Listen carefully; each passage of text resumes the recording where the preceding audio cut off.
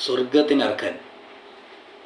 പ്രവാചക സദസ്സിലേക്ക് കടന്നു വന്ന ഒരാളെ കണ്ടിട്ട് മുഹമ്മദ് നബി പറഞ്ഞു, ഇയാൾ സ്വർഗത്തിനർഹനാണ്.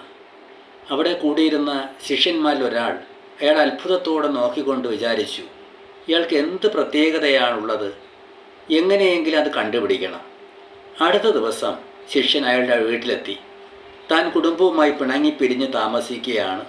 കുറേ ദിവസം തന്നെ കൂടി ഇവിടെ താമസിക്കാൻ അനുവദിക്കണമെന്ന് പറഞ്ഞു.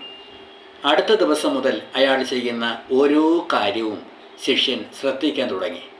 ഇയാൾ സ്വർഗവാസിയാണെന്ന് പ്രവാചകൻ പറഞ്ഞതിൻ്റെ കാരണം കണ്ടുപിടിക്കാൻ അയാളുടെ പെരുമാറ്റ രീതികളും നിസ്കാരശീലങ്ങളും മറ്റും സശ്രദ്ധം വീക്ഷിച്ചു. പക്ഷേ മറ്റുള്ളവരൊക്കെ പെരുമാറുകയും നിഷ്കരിക്കുകയും ചെയ്യുന്നത് പോലെയാണ് അയാളും ചെയ്തിരുന്നത്. പക്ഷേ ഒരു കാര്യം ശിഷ്യന് മനസ്സിലായി. അയാളുടെ മനസ്സിൽ പക, അസൂയ, വിദ്വേഷം, അതായത് പക, അസൂയ, വിദ്വേഷം മുതലായ ദുർവികാരങ്ങളൊന്നും ഉണ്ടായിരുന്നില്ല. മലയോളം സ്വർണം കൊടുത്താലും അത് പിടിച്ചെടുക്കുന്ന തരത്തിലുള്ള അത്യാഗ്രഹവും അയാൾക്കില്ലായിരുന്നു.